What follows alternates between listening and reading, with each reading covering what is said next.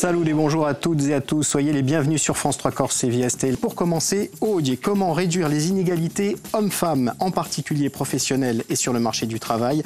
On en parle à travers une exposition et des actions de la Direction régionale aux droits des femmes et à l'égalité, ainsi que France Travail. Comme chaque mercredi, on commence par un regard sur l'état du marché de l'emploi. Et cette semaine, France Travail propose 1339 offres d'emploi à saisir.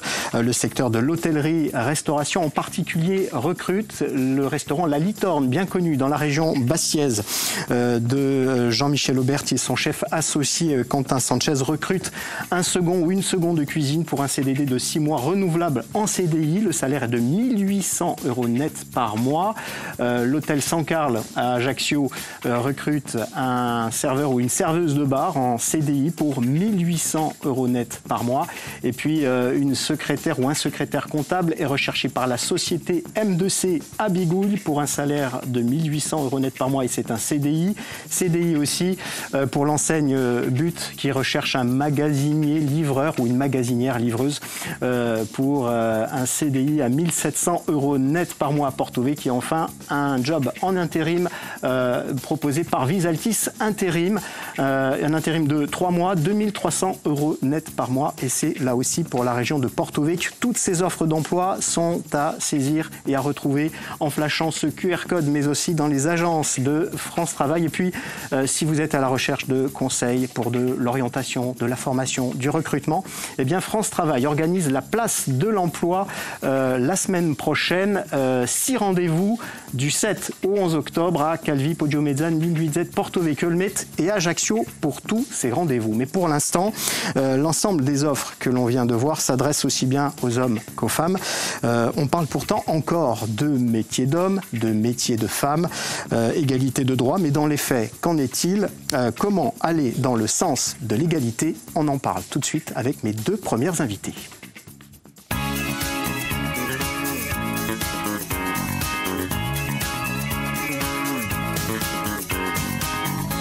Et ces 2 invités sont Vanina Saget, bonjour. Bonjour. Vous êtes la directrice régionale aux droits des femmes et à l'égalité. Et à vos côtés, Marie-Pierre Taffanelli, bonjour, directrice de l'Agence Travail Ajaccio. Vanina Saget, quel est le rôle de la direction régionale aux droits des femmes et à l'égalité ?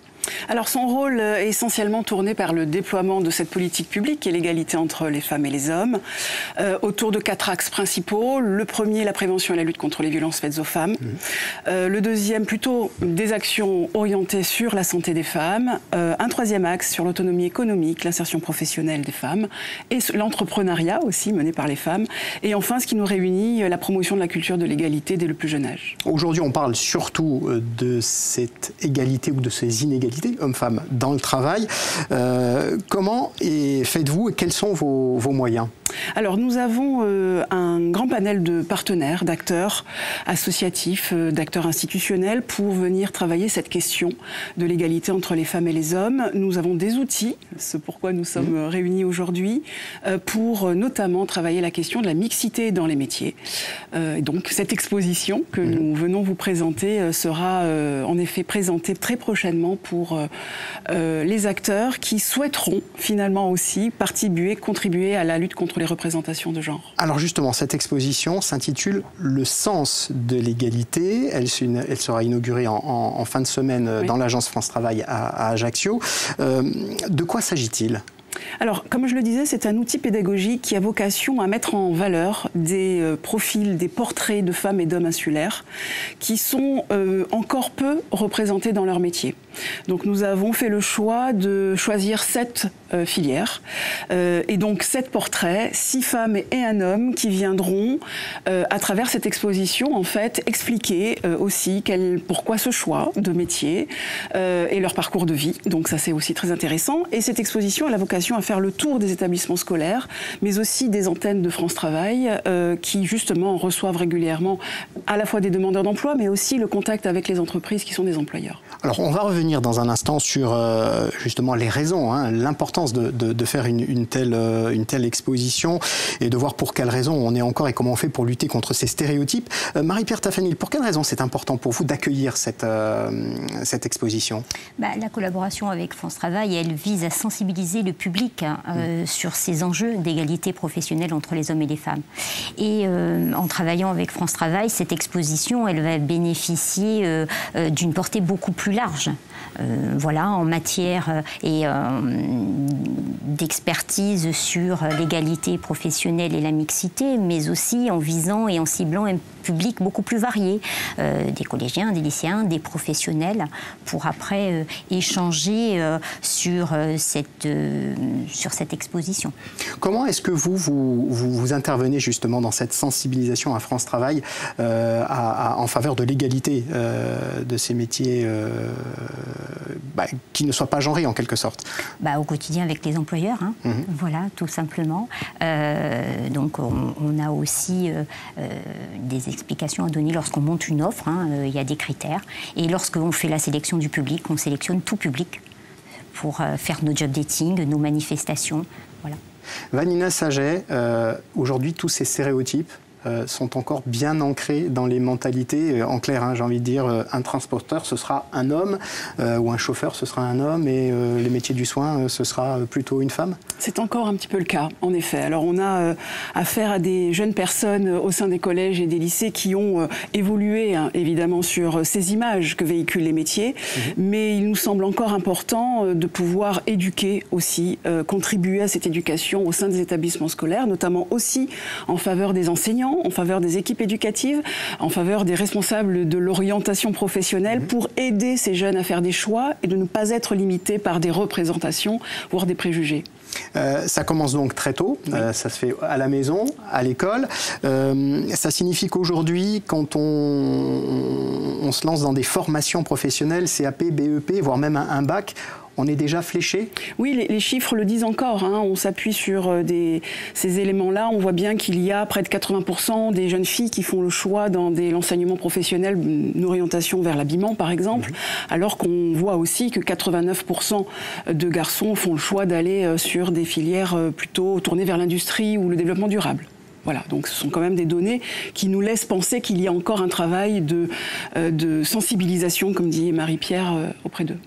Marie-Pierre Taffanil, lorsque les offres dont j'ai parlé en ouverture de l'émission sont proposées, est-ce que ça signifie que vos conseillers, indifféremment, vont solliciter aussi bien des demandeurs ou des demandeuses d'emploi, quelles que soient les offres? Tout à fait, oui.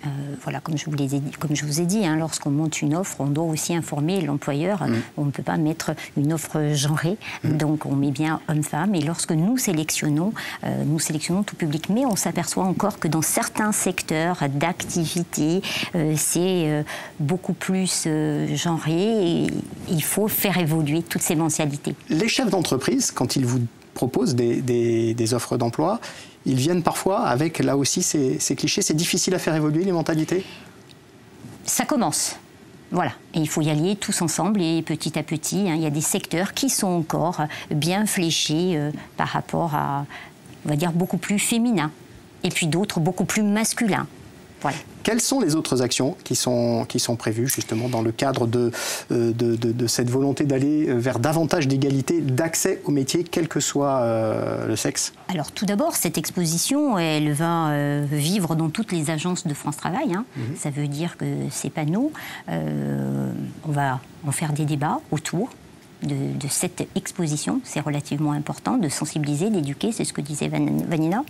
Et puis notre partenariat stratégique, notre collaboration, elle permet aussi de renforcer les efforts communs pour atteindre l'égalité professionnelle. Vanina, quelles sont les autres actions que vous allez mener? Alors, il y aura les agences, vous avez parlé aussi de l'éducation nationale. En effet, l'éducation nationale et les équipes éducatives sont d'importants partenaires. En effet, c'est grâce à leur engagement que nous essayons d'apporter des outils en fait, diversifiés. L'idée de culture commune de l'égalité est selon moi nécessaire aujourd'hui encore. Ça touche aussi bien les plus jeunes, mais les parents, on en a parlé, les professionnels, aussi bien l'éducation que de l'entreprise. Donc c'est vraiment vraiment essayer d'apporter les outils nécessaires, les mallettes pédagogiques qui vont bien, pour essayer de faciliter aussi l'accès à cette notion d'égalité entre les femmes et les hommes. Il y a aussi la dimension de l'égalité ou des inégalités de salaire qui sont encore très très importantes entre les hommes et les femmes selon les secteurs.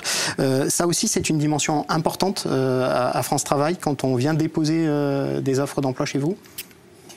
Alors, c'est toute la négociation lorsqu'on monte une offre avec un employeur aussi, voilà.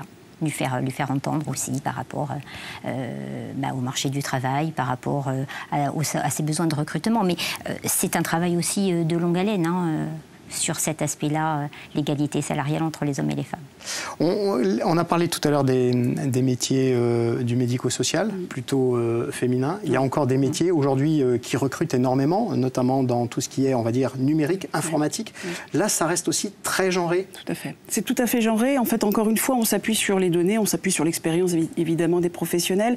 Et on voit bien qu'il y a des freins pour les jeunes filles d'aller dans le numérique. Aujourd'hui, lorsque nous faisons un petit état des lieux de la manière dont sont composées les équipes de salariés dans les sociétés du numérique en Corse, on voit qu'il y a très peu de femmes encore. Alors évidemment, il y a tout un travail à mener aussi avec ces acteurs-là, mais on voit bien qu'il y a un frein.